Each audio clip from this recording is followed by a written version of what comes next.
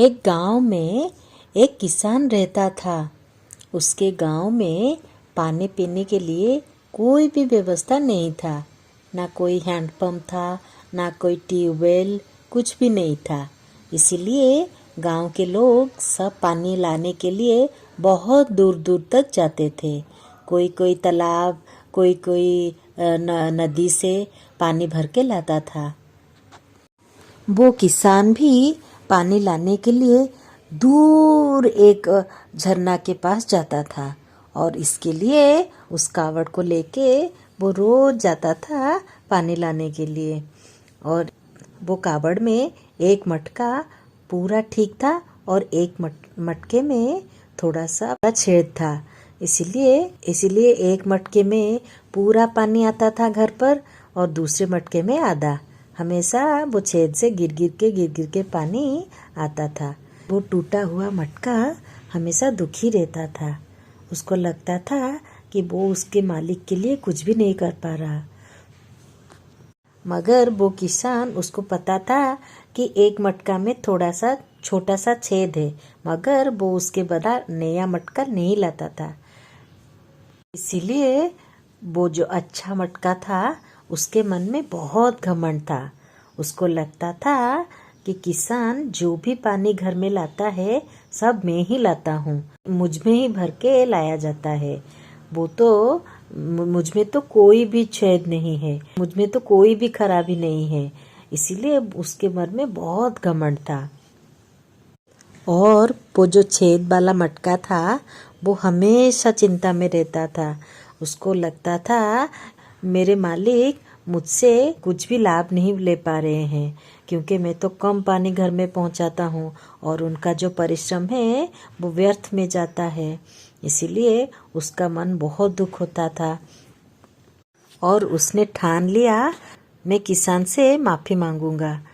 और एक दिन जाके वो किसान से बोला, मैं बहुत लज्जित हूँ क्योंकि आप मुझे लेके पानी लाते हो, मगर मुझ में छेद है, इसीलिए पानी बहुत कम घर में आता है, सिर्फ थोड़ा सा ही आता है और सब रास्ते में ही गिर जाता है। इसीलिए मुझे बहुत दुख होता है। मुझे कृपा करके क्षमा करें और मुझे बदलवाने की कोशिश कीजिए। आप अगर नया मटका ले लेंगे तो उसमें भी ज़्यादा पानी आएगा। आप इतने मेहनत करते हो मगर पानी थोड़ा सा आता है, आपका मेहनत बहुत व्यर्थ में जाता है ना। किसान ने कहा, क्यों मैं तुम्हें बदलूंगा? मुझ में तो एक छेद है, आपको पता नहीं है, इसीलिए आप जान नहीं पाते हो। आप समझते हो घड़ा भर के पानी लाता हूँ, वो सब पानी घर तक आता है, मगर ये सब रास्ते में गिर जाता है क्योंकि मुझ में छेद है। किसान को भी बहुत दुख हुआ।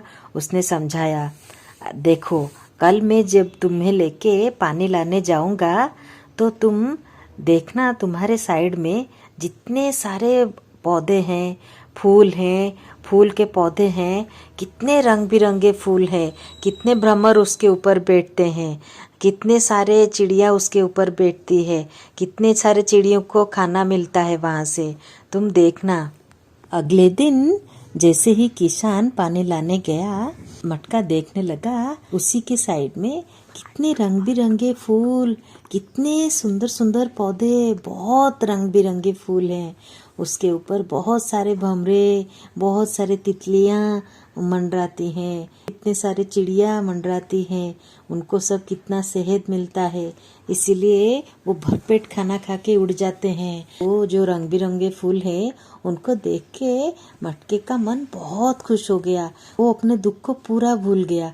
वो उसको पता ही नहीं चला मैं दुखी भी था और मैं वो फूल को देखकर इतना खुश था, पता नहीं चला कब वो घर आके पहुंच गया। मगर जैसे ही घर पहुंचा फिर से वही आधा अधूरा पानी, वो फिर से दुखी हो गया। इतने में किसान बोला, क्या तुमने आज देखा तुम्हारे साइड में कितने सारे पौधे, कितने अच्छे अच्छे रंग बिरंगे फूल थे?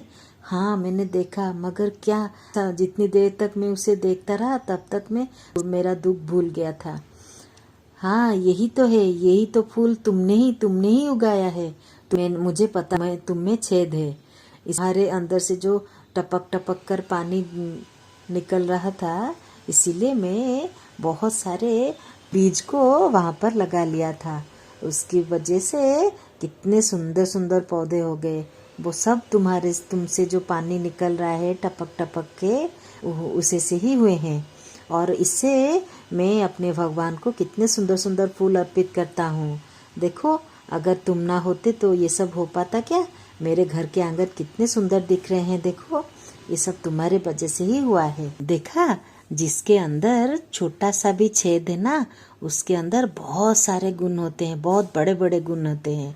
इसीलिए किसी का छेद देखने से पहले उसका अच्छा गुण देखो, उसके महान गुण देखो, वो कितने बड़े बड़े काम कर पाता है वो देखो, उससे उसका छेद भी छिप जाता है। इसी तरह के नए नए कहानियाँ देखने के लिए हमारे चैनल को लाइक और सब्सक्राइब करें।